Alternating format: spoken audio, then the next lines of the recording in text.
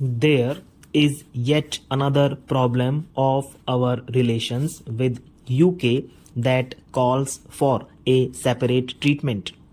In the old days, the honorable ministers and their leaders and their camp followers were all complaining against the preferential treatment that was called imperial preference, the various agreements that were arrived at unilaterally for fleecing India's economy.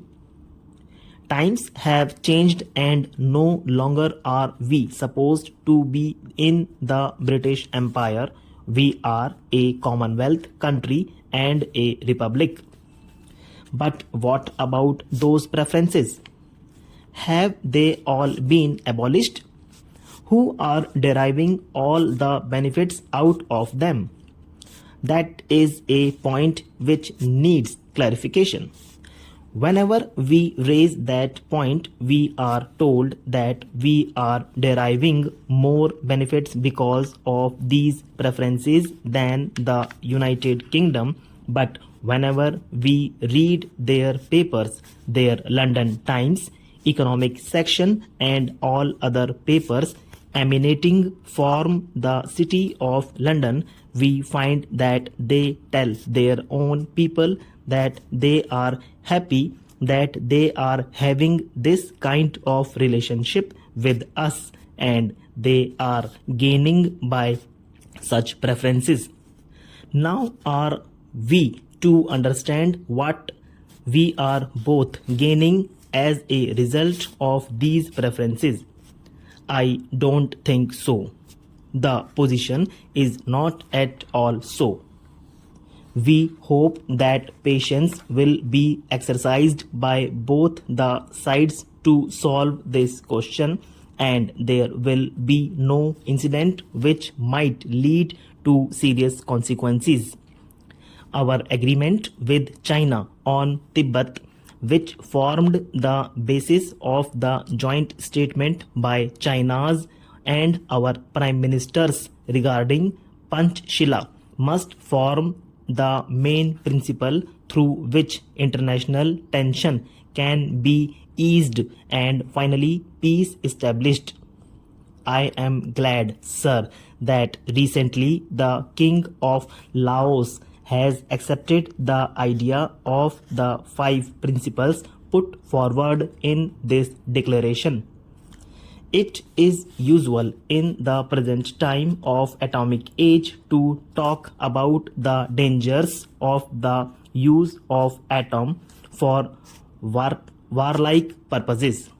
The question is whether the new instrument in the hands of men is going to be used for the benefit of humanity or for the destruction of humanity and human civilization as we know it today. Both the United States and the United Union of Soviet Socialist Republics possesses atomic weapons, and the United Kingdom government has now planned to manufacture hydrogen bombs for their security. As the Prime Minister has pointed out time and again, our country is not interested in the production of atomic weapons, but we are immensely interested in the use of atomic energy for peaceful purposes. Sir, we must make sure that working journalists may not be defined as employers instead of as workmen. If, as we say here, an employer is one who is employed in a managerial or administrative capacity, there is bound to be difficulty. I will cite an example. Now, a working journalist might get 2 typists in his office and he may have 3 peons. He may be actually a supervisor acting on behalf of the manager also. Now he is performing two jobs. He himself is working and he is also performing the work entrusted to him by the manager or the managing director. If such a person has got any grievance, he goes to this machinery that is to be appointed under this bill and he is entitled to get relief. But as he is partially employed as manager, he may be denied that right. Therefore, I am afraid that whatever we may try to do, we must be very specific in this matter. I think we should say that the working journalist means a person whose principal avocation is that of a journalist, etc., etc. And then they are also termed as workmen under the Industrial Disputes Act. Otherwise, we will be faced with that sort of difficulty. Mr. George Fernandez, when he had to prepare and present this budget, had very little time to do that, probably less than 100 days. But even within that short period, sir, he has come out with some new ideas, with a new approach with regard to the functioning of the railways.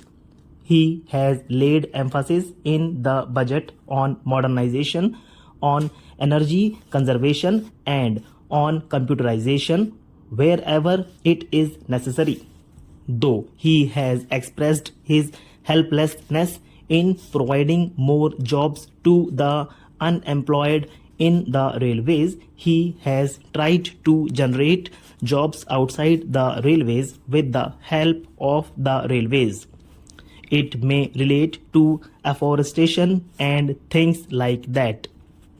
He has extended the computerization of booking from the present 4 metropolitan cities to 5 more cities, among which Bangalore is included. Whenever an air accident takes place, the compensation that is paid is very high. What Mr. Fernandez has done is that in the case of the railway accident also, he has raised the amount of compensation from the present rate of 1 lakh rupees to 2 lakhs of rupees. In accidents, whether it is the rail accident or air accident, the loss of life is the same and any life lost can never be recovered. Banks will not create a situation whereby inflationary pressures would become too great. To that extent, everybody would agree that a bill of this type is unavoidable. I have, however, a few questions to ask of the Honorable the Finance Minister, and I have no doubt he will be able to meet the doubts which I have in my mind. My first doubt is whether there is not an undue measure of fear about these inflationary pressures. In the second plan, there is an uncovered gap of rupees 400 crores and there is also a proposal to have rupees 1200 crores of deficit financing, and also we may say that deficit financing would be of the order of rupees 1600 crores because after all the uncovered portion has to be met somehow or the other. I do not know whether sufficient credit has been taken of a possible adverse trade balance which is bound to develop during the first 2 or 3 years of the second 5-year plan. We are going to industrialize on a fairly heavy scale, and as we import machinery on a large scale, an adverse balance of trade is bound to develop.